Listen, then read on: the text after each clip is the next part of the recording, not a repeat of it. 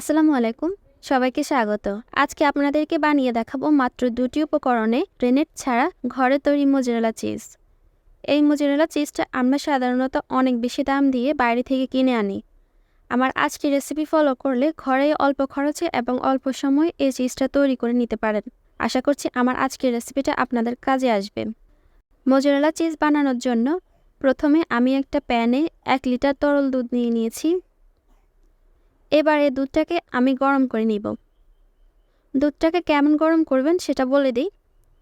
আপনার হাতের আঙ্গুল এভাবে চুবালে যদি আঙ্গুল দ্বারা দুধটা গরম সহ্য করতে পারেন তাহলে বুঝবেন দুধটা পারফেক্টভাবে গরম হয়ে গেছে।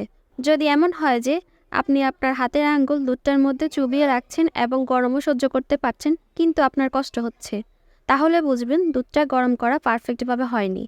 আপনাকে আরও অল্প গরম করতে হবে।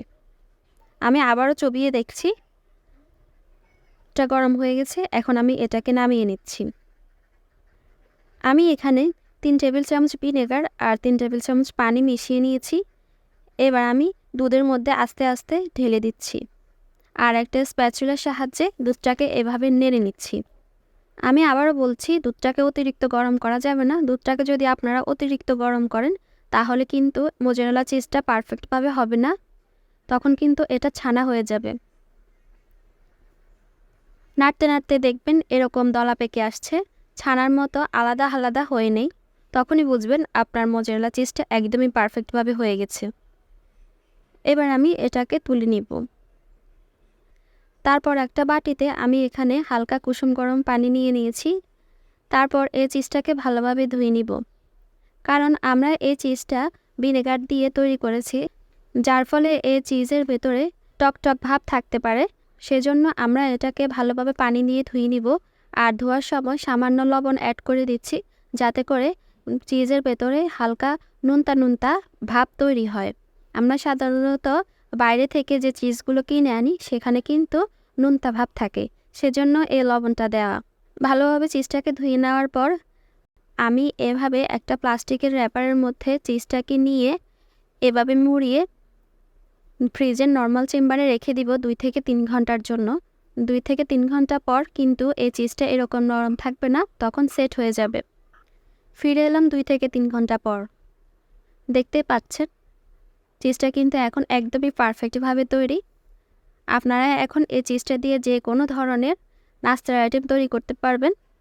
যে কোনো ধরনের বার্গার, পিৎজা, চিকেন বান বা যে কোনো ধরনের আইটেম যেখানে চিজের প্রয়োজন হয় সবগুলো এই চিজটা দিয়ে তৈরি করতে পারবেন। আমি এখন আপনাদেরকে কেটে দেখাচ্ছি। দেখুন কতটা সুন্দরভাবে কাটা যাচ্ছে।